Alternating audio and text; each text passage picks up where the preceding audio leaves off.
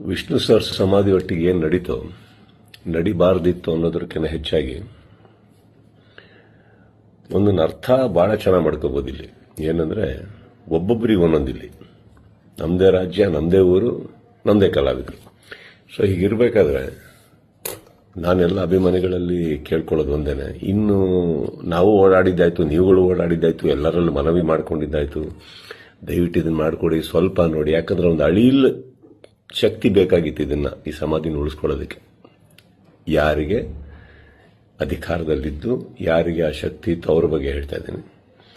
So ಅದು ಮಾಡಲಿಲ್ಲ ಅಂದಾಗ ಇನ್ನು ಅವ್ರನ್ನೆಲ್ಲ ವಿಷ್ಣು ಸರ್ನ ನಾವು ನೋಡಿ ಬೆಳ್ಕೊಂಡು ಬಂದಮೇಲೆ ಒಂದಂತೂ ನಾವು ಕಲೀಲೇಬೇಕಾಗಿರೋದು. ಇನ್ನು ಭಿಕ್ಷೆ ಮಾಡೋ ಅವಶ್ಯಕತೆ ಇಲ್ಲ, ಕೇಳ್ಕೊಳ್ಳೋ ಅವಶ್ಯಕತೆ ಇಲ್ಲ, ಕೇಳೋ ಅವಶ್ಯಕತೆನೇ ಇಲ್ಲ, ಮುಗ್ದೋಯ್ತಲ್ಲ. ಮಾಡಾಗಿದೆ, ಮಾಡಬೇಕು ಅಂತ ಇದ್ದಿದ್ರೆ ಇಷ್ಟೊತ್ತಿಗೆ ಮಾಡಿರೋರು. ಮಾಡಿಲ್ಲ ಅಂದಮೇಲೆ ಎಲ್ಲರೂ ಒಂದು ಅರ್ಥ ಮಾಡ್ಕೊಳ್ಳಿ, ಯಾರು ಏನು ಹೇಗೆ ಎತ್ತಿಟ್ರು ಇದು ನಾವೇ ಅಂತ ತೋರಿಸ್ಕೊಟ್ಟಾಗಿದೆ. ಇನ್ನಿದ್ರಲ್ಲಿ ನೀವು ಅರ್ಥ ಮಾಡ್ಕೊಳ್ಳೋಕೆ ಎಷ್ಟಿದೆ ಅರ್ಥ ಮಾಡ್ಕೊಂಡ್ಬಿಟ್ಟು ಇನ್ನು ನಾವೇನು ಮಾಡಬೇಕು ಅಂತ ನೋಡ್ಕೋಣ. ಈಗ ಮೊನ್ನೆ ನಾವು ವೀರಕಪುತ್ರ ಶ್ರೀನಿವಾಸ ಅವ್ರ ಥರನೂ ಮಾತಾಡ್ತಾ ಇದ್ದೆ. ಅವರು ಒಂದಿಷ್ಟು ಯೋಜನೆಗಳು ಹಾಕೊಂಡಿದ್ದಾರೆ, ಆದಷ್ಟು ದೊಡ್ಡ ಒಂದು ಪ್ರತಿಮೆ ಕಟ್ಟಬೇಕು ಅಂತ ಇದ್ದಾರೆ. ಅದನ್ನು ಮಾಡೋಣ, ಬೆಟರ್ ಅಲ್ಲ? ಅದನ್ನು ಮಾಡೋಕ್ಕೆ ನನ್ನ ಸಂಪೂರ್ಣ ನಾನೇನು ಮಾಡಬೇಕು ಖಂಡಿತ ನನ್ನ ಕಡೆಯಿಂದ ನಾನು ಮಾಡೇ ಮಾಡ್ತೀನಿ. ಎಲ್ಲರಿಗೂ ಒಂದು ನೋವಾಗಿದೆ ಅನ್ನೋದು ಒಂದು ಗೊತ್ತು. ರಾತ್ರಿ ಅದು ನಡೆದಾಗ ಹೇಳಿತನವೂ ಹೌದು, ಮಾಡಿದವ್ರದ್ದು ಬಿಡಿ. ಆ್ಯಂಡ್ ನೋವಾಗುತ್ತೆ, ಬಿಟ್ಟಾಕಿ, ಈಗೇನು ಪ್ರಾಬ್ಲಮ್ ಇಲ್ಲ. 10 ನಿಮಿಷ ಕಣ್ಣೀರು ಹಾಕಬೇಕು, 11 ನಿಮಿಷ ನಾವೇನು ಮಾಡಬೇಕು ಅಂತ ಯೋಚನೆ ಮಾಡಿ ಮುಂದೆ ಹೋಗೋದು ನನ್ನ ಅಭ್ಯಾಸ. ನೀವೆಲ್ಲರೂ ಅದೇ ಮಾಡ್ತೀರಾ ಅಂದ್ಕೊಂಡಿದ್ದೀನಿ. ಕೈ ಚಾಚಿದ್ದು ಸಾಕು, ಇನ್ನೇನು ಮಾಡಬೇಕು ನಾವು ಮಾಡೋಣ.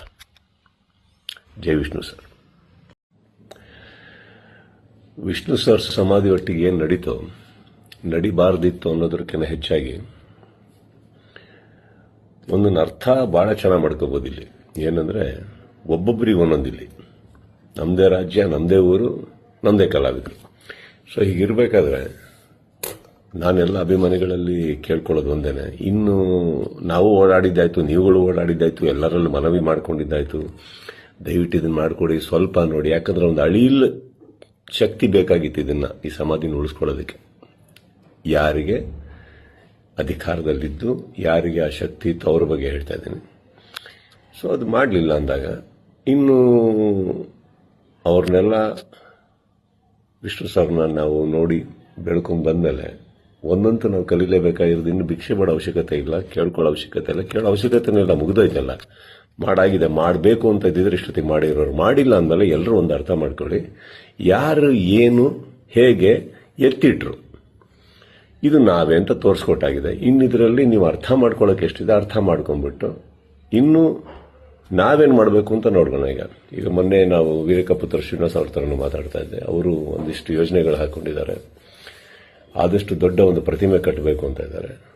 ಅದನ್ನು ಮಾಡೋಣ, ಬೆಟರ್ ಅಲ್ಲ? ಅದನ್ನು ಮಾಡೋಕ್ಕೆ ನನ್ನ ಸಂಪೂರ್ಣ ನಾನೇನು ಮಾಡಬೇಕು ಖಂಡಿತ ನನ್ನ ಕಡೆಯಿಂದ ನಾನು ಮಾಡೇ ಮಾಡ್ತೀನಿ. ಎಲ್ಲರಿಗೂ ಒಂದು ನೋವಾಗಿದೆ ಅನ್ನೋದು ಒಂದು ಗೊತ್ತು. ರಾತ್ರಿ ಅದು ನಡೆದಾಗ ಹೇಳಿತನವೂ ಹೌದು, ಮಾಡಿದವ್ರದ್ದು ಬಿಡಿ. ಆ್ಯಂಡ್ ನೋವಾಗುತ್ತೆ, ಬಿಟ್ಟಾಕಿ, ಈಗೇನು ಪ್ರಾಬ್ಲಮ್ ಇಲ್ಲ. 10 ನಿಮಿಷ ಕಣ್ಣೀರು ಹಾಕಬೇಕು, 11 ನಿಮಿಷ ನಾವೇನು ಮಾಡಬೇಕು ಅಂತ ಯೋಚನೆ ಮಾಡಿ ಮುಂದೆ ಹೋಗೋದು ನನ್ನ ಅಭ್ಯಾಸ. ನೀವೆಲ್ಲರೂ ಅದೇ ಮಾಡ್ತೀರಾ ಅಂದ್ಕೊಂಡಿದ್ದೀನಿ. ಕೈ ಚಾಚಿದ್ದು ಸಾಕು, ಇನ್ನೇನು ಮಾಡಬೇಕು ನಾವು ಮಾಡೋಣ. ಜೈ ವಿಷ್ಣು ಸರ್. ಹೆಚ್ಚಿನ ವಿಡಿಯೋಗಳಿಗೆ ಪ್ರತಿಧ್ವನಿ ಯೂಟ್ಯೂಬ್ ಚಾನೆಲ್ ಸಬ್ಸ್ಕ್ರೈಬ್ ಮಾಡಿ, ಬೆಲ್ ಐಕಾನ್ ಕ್ಲಿಕ್ ಮಾಡಿ.